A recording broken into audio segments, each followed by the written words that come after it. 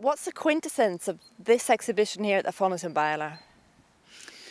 Well, that's a big question. I was just recently observing that this has been an opportunity for me to see myself in the round, 360 degrees, because the nature of the architecture and the curatorial allowed me to draw together a body of work that really is one of the most fully rounded presentations I've made to date.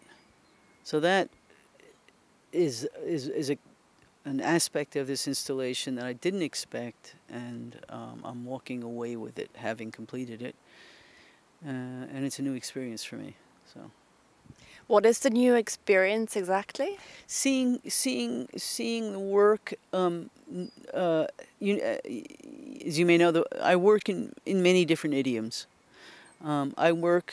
Some bodies of work are strongly visual, and others are not. Others are strongly conceptual. So, and I'm moving around this way. So there really isn't much visual consistency from one body of work to another, right? So what you really need is enough work from all of your activities to really have not an accurate, but a real sense of what I do, you know. And this is the 360 degrees. You have all aspects, the highly visual work like the drawings, or what I think of as highly conceptual work like the rose problem, or still water, which is photographic, the rose problem, 48 watercolor installation, which is one work, AKA, which is obviously a kind of a play on identity, as is the rose problem. They're very similar works, but completely different manifestations. And finally, you have this work from which I also considered conceptual, but also is highly visual, is the water doubles, the sculptures. So, and you see the relationship from work to work, and then as a whole. And this is what has been a kind of a first for me. So has it also been a personal journey putting this exhibition together? I don't know. I don't. It's all personal. It's my work. So you know. But it's installations for me are about education.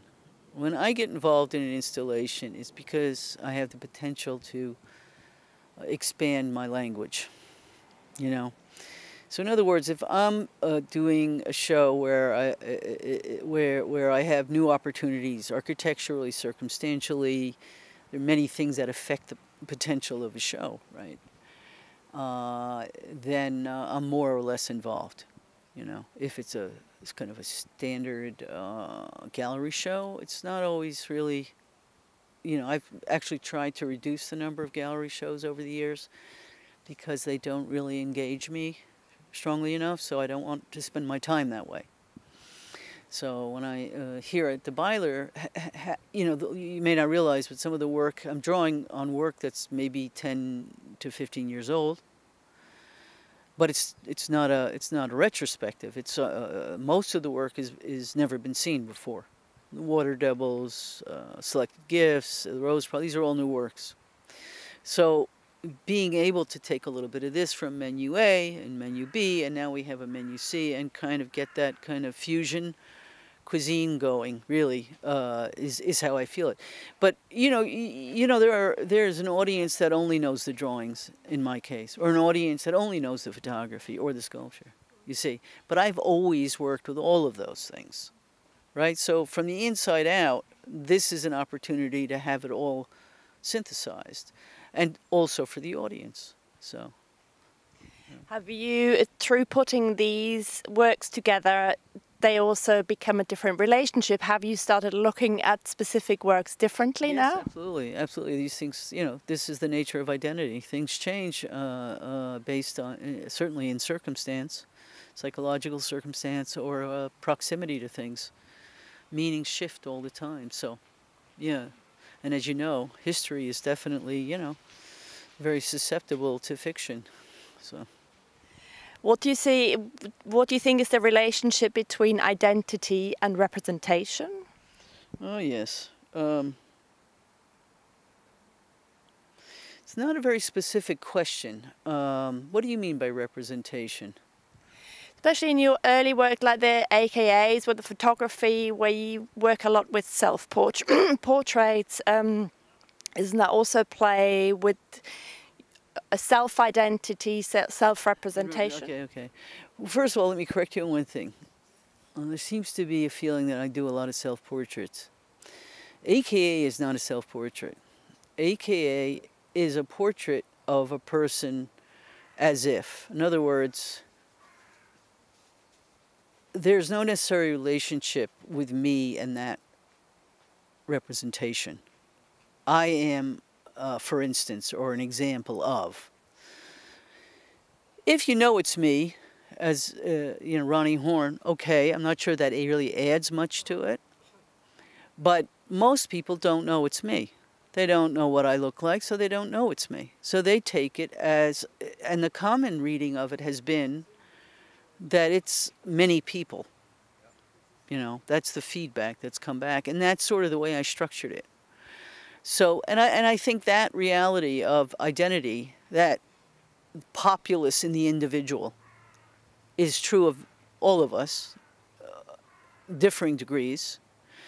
I know if I'm standing and talking to Theo,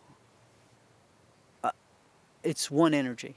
And if I'm standing and talking to Sam, it's another energy. And it is identity that's shifting, really. So you can, I don't know, little things like play with words the way I love to play with language, because Sam is so fluent, and Theo and I more like there's more physicality to it, and more physical, the kind of eye contact, and we communicate more that way.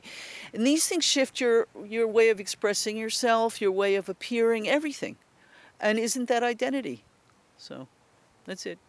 What does it mean for you to show here at the Fondation Beyeler? I love the building. I love this Renzo piano building. It is so generous, especially for my work. The daylight and the rooms are all really probably one of the best contexts I've had the opportunity to show in. So from that point of view, it's been a dream. And I also the curatorial and the whole shtick here is really quite appealing to me. So it's been 100%. Yeah. So.